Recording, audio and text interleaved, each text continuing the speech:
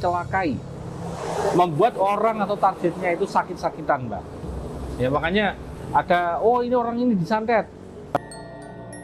Assalamualaikum warahmatullahi wabarakatuh. Waalaikumsalam warahmatullahi wabarakatuh. Gimana kabarnya Ki? Alhamdulillah baik, Mbak. Baik. Alhamdulillah. Oke, kita ketemu lagi ya Oke. di segmen podcast misteri kali Ya. ini. Nah, di sini saya ingin bertanya Ki seputar guna-guna, santet dan pelet. Oh, yang itu, yang lagi heboh itu tentang yang belakangan- artis itu. Benar-benar yang belakangan juga lagi diperbincangkan lah Ya. di sosial media. Oke, Kemarin kita tuh. langsung ke pertanyaan saja ya Ki. Monggo, langsung aja nggak apa-apa. Sebenarnya kalau dari santet, guna-guna, dan pelet itu apa Ya. sih Ki? Perbedaannya apa itu dari ketiga jenis itu? Perbedaan santet, pelet, guna-guna, ya kita mulai dari santet dulu.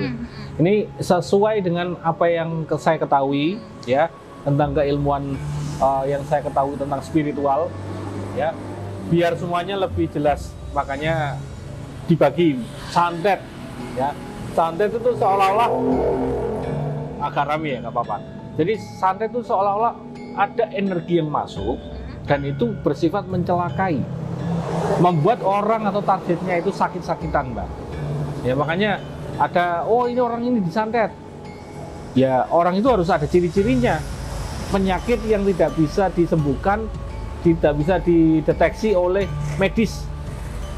Ya misalkan perutnya besar begitu kan, katanya sakit, ada yang bergerak. Ketika ke dokter, ke ronsen, dalamnya ternyata aman-aman saja. Berarti kan ini bukan hal yang ini kan, wajar kan. Nah itu santet, bersifat menyakiti. Tadi apa? Guna-guna.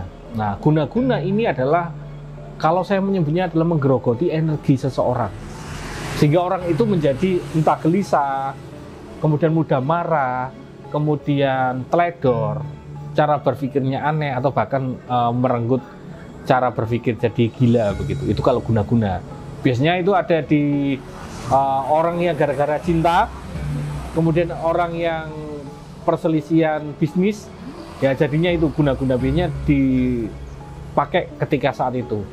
Tapi itu juga menimbulkan sakit secara fisik nggak Ki? Kalau saya rasa enggak, guna-guna itu menyerang logika ini apa? Mental seseorang. Jadi kayak bisnis itu ya, kemudian dibikin atau diguna-guna, yang terjadi adalah dia nggak bisa mengontrol keuangan, ya mudah tergoda untuk menggunakan uang untuk hal-hal yang aneh. Akhirnya bangkrut.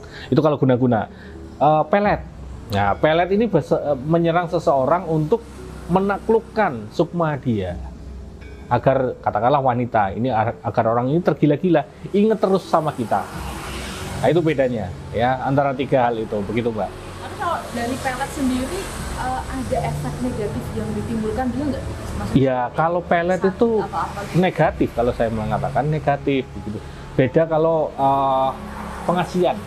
pengasian itu seolah-olah kita membuat orang itu suka sama kita dengan cara yang lembut. Artinya adalah misalkan saya merubah aura saya lebih bagus, akhirnya lawan jenis lebih terpikat dengan saya. Nah itu ya boleh, karena ada doa yang membuat kita menjadi orang yang lebih baik daripada sebelumnya. Ada doa semacam itu untuk buka aura. Akhirnya kan lawan jenis melihat orang ini kok berbeda ya. Nah itu ketertarikan secara alami. Nah, begitu Mbak ya. Atau disebutnya mahabbah, Mbak. Ya, pengasihan itu disebutnya dengan mahabbah, semacam itu. Nah, belakangan ini juga ini sedang jadi perbincangan ya Ki, Ya. di kalangan artis atau juga orang-orang yang punya nama, punya Ya. jabatan. Nah, kenapa sih Ki, untuk artis atau orang-orang yang punya nama itu tidak lepas dari serangan-serangan ini? Kalau orang yang punya nama, biasanya ya memang jelas ini karena iri dengki seseorang, ya kan?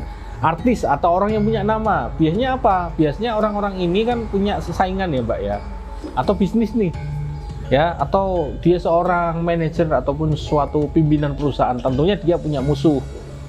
Musuh itu kepingin, kamu pokoknya harus lengser, Jatuhkan gitu. ya, membuat melakukan segala cara untuk membuat pokoknya orang itu kelihatan jelek, akhirnya runtuh dengan sendirinya.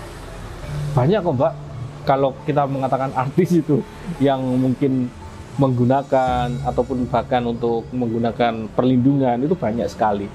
Ya tidak bisa dipublikasikan ini siapa-siapanya, nggak bisa begitu. Tapi itu tidak menutup kemungkinan untuk bisa menyerang kepada orang-orang awam juga ya? Semua orang. Semua orang. Ya, ibaratnya pohon lah. Pohon kalau sudah tinggi, anginnya kenceng. Ya, kalau orang itu sudah punya nama, tentunya banyak musuh nih. Jadi saran saya untuk teman-teman yang mungkin sekarang punya nama, sekarang punya jabatan atau sedang tenar-tenarnya, harap hati-hati, itu aja. Nah dari ketiga itu tadi ada santet, guna-guna, ya. dan pelet, atau itu semua itu disebut ilmu hitam? Apa termasuk ilmu hitam? Kalau saya mengatakan ya memang itu ilmu hitam. Ya, ilmu hitam. Artinya ilmu hitam itu menggunakan katakanlah mantra atau doa yang tidak ada hubungannya dengan agama. Ya, menyebutkan suatu sosok atau suatu hal dan itu minta di situ. Nah, itu ilmu hitam. Kemudian menggunakan perantara makhluk gaib untuk mengirimkan sesuatu yang mencelakai orang. Nah, pokoknya ilmu hitam adalah ilmu yang menyebabkan orang lain celaka dan menggunakan unsur gaib di situ, itu Mbak. Tapi kalau saya tadi mengatakan semacam pengasihan, doa pengasihan, itu tidak apa-apa dibaca. Misalnya mengamalkan surat Yusuf ayat 4 agar orang itu punya aura yang baik, akhirnya bisa disukai banyak orang. Itu bukan ilmu hitam. Ya, itu disebut dengan ilmu hikmah. Ada. Jadi harus dilihat juga, Mbak, mana yang baik, mana yang buruk, begitu ya. Semacam itu. Jadi dilihat dari tata caranya. Tata caranya, ya pokoknya tata caranya normal, lakukan. Tapi kalau nggak normal, ya jangan dilakukan.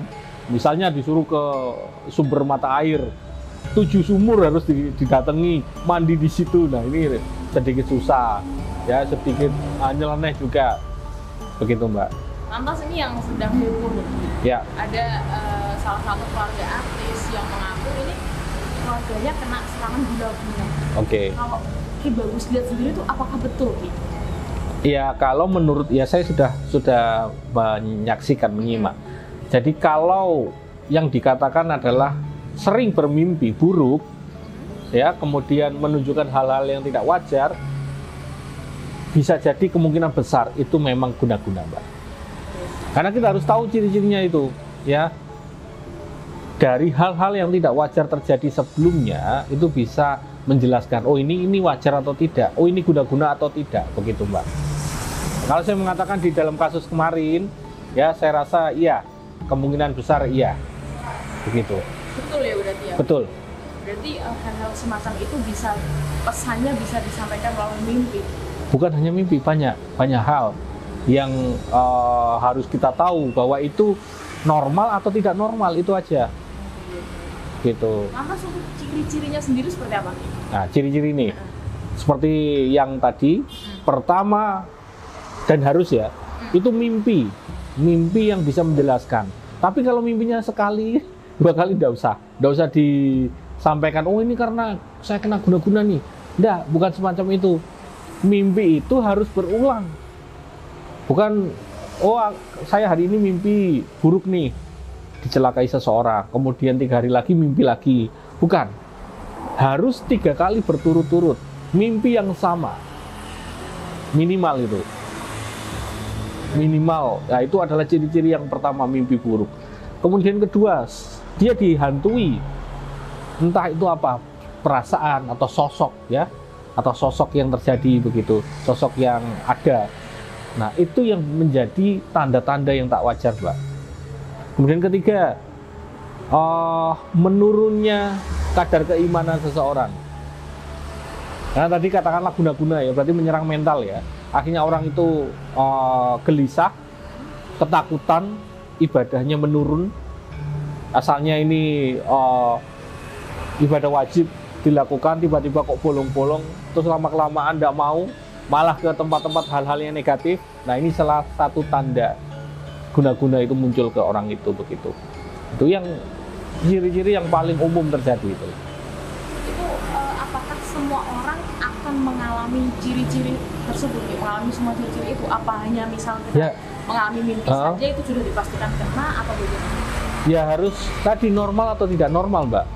Kalau orang mimpi ya orang wajar kan, saya bermimpi, jenengan bermimpi begitu dan lain-lainnya juga. Tapi yang nggak wajar begitu, tidak wajar. Atau semacam ginilah, ada semacam gangguan spiritual di rumah. Kok bau wangi nih, bau bunga setiap jam sekian begitu. Misalkan jam 2 malam pasti ada bau bunga berubah jadi busuk. Ya, nggak wajarnya itu kalau itu berulang setiap hari di jam yang sama. Tapi kalau sesekali nggak apa-apa. Oh, berarti ada aroma orang pakai parfum. Oh, berarti ada bunga yang sedang mekar, ya kan, bisa kan? Bisa jadi semacam itu. Atau, oh, kok anak saya sering sakit ya? Tapi sakitnya sakit wajar nih, panas, demam. Ya, normal. Tapi panas diikuti dengan teriak-teriak, kemudian selalu melotot di pojokan, misalkan ini. Nah, itu kan juga nggak wajar.